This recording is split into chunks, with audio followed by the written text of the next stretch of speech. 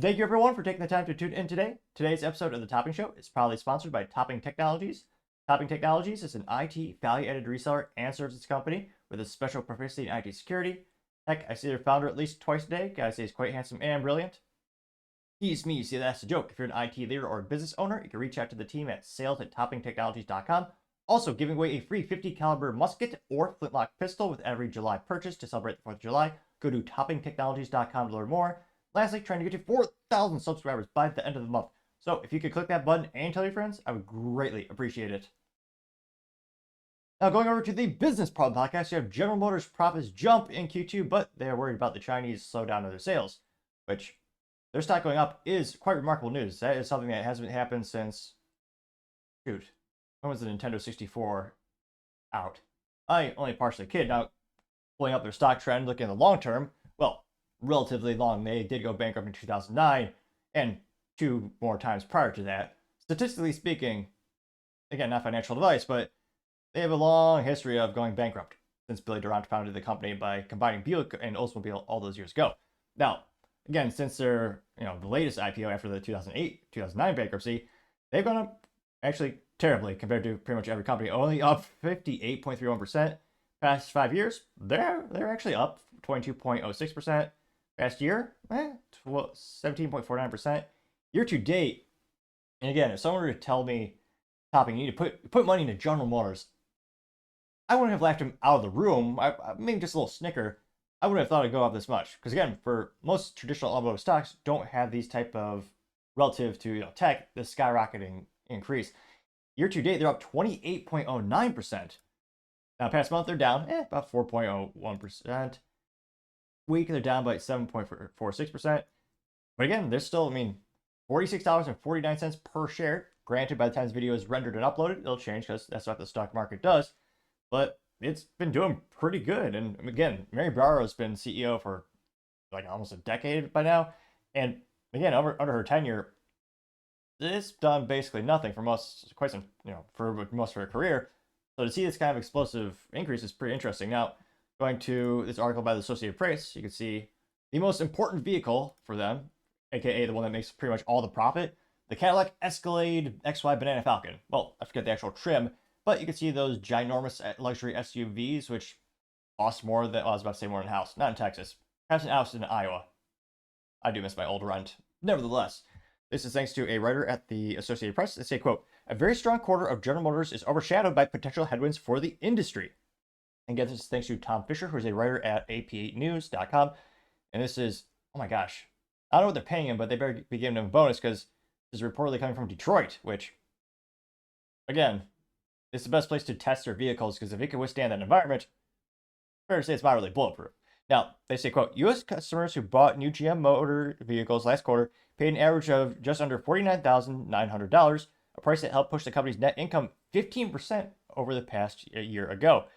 A GM CFO, Paul Jacobson, said he doesn't see his company cutting prices very much, despite industry analysts' predictions of growing U.S. new vehicle inventories and bigger discounts, which that would be different from the competition. Places like Dodge, which is again owned by Stellantis Chrysler, they're having to cut prices because their inventory is getting pretty old on the lots.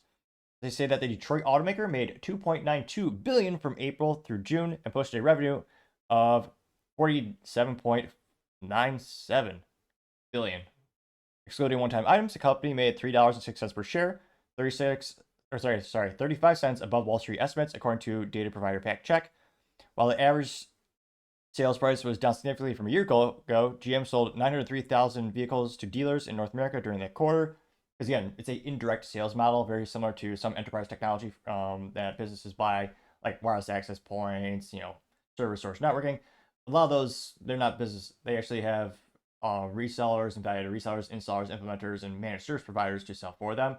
So that is also point of controversy in the automotive community. They've had dealers literally since day one of the inception of all these companies. But again, so you're not buying a car from General Motors, you're buying them from the dealer. So again, that's why sometimes the data is a little bit old to get back, and you can debate when is the car really sold, because GM gets that money immediately when the distributor, or in this case, sometimes the dealer buys it, but it's not really sold to the end user until later. Now, again, they did know that, quote, again, that's a lot, 903,000 during that quarter. They sold 70,000 more than the same period 2023. Sales as international unit, however, fell 7,000 to 140,000, the company said, which, yeah, it used to be a lot stronger. GM is restructuring operations in China, or some might say China, which kind of funny. You always think of those terms, but nevertheless, they drug down his overall performance. Second quarter revenue in China's GM China joint venture reached 4.7 billion, up from 4.1 billion in the first quarter, yet well below the 9.6 billion in sales unit looked in the final quarter of 2023, and deliveries this year have been declining. CEO Mary Barra said during a conference call that GM is taking steps to reduce inventory in China, as well as looking at how to better align production with demand.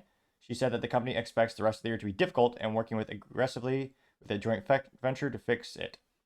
She said, quote, "It's clear that the steps we've taken, while significant, have not been enough. We had expected to return to profitability in China in the second quarter. However, we reported a loss, and we expect the rest of the year will remain challenging because the headwinds are not easy. We are working closely with our JV partner to restructure the business and make it profitable and sustainable." Which, again, that short news had that, if you look at the stock trend, did a little bit of a dip there. They say, quote, "Slowdown in sales in China and rising competition among local competitors could be a headwind to profits. Also, the development of EVs, I believe, to help support future growth. So slowdown production could push out the sales targets." I didn't mean to laugh. Just, again, EVs are becoming profitable long term. Like many products, you lose money on the first ones. And there's a huge upfront investment in research, development, and infrastructure. But it'll be interesting to see how much of a profit they make from EVs. Ford is still losing $132,000 per vehicle. At least that was last fiscal quarter. So interesting news for GM. Getting not financial advice. It'll be interesting to see. I mean, GM, most of the companies are notorious for doing like Q4 discounts to increase sales. It's most businesses do, especially when it comes to like the Christmas specials, really knock money off MSRP. So will they really, stick to their guns, so to say, and not do a discount? I mean, let's just say I'm skeptical, but if I was getting advice on when to buy a new vehicle, well, actually, I wouldn't do it now because of the ridiculously high interest rates. But if you were to purchase one, I'd still say fiscal Q or calendar year, the fourth quarter, still usually the best time to buy.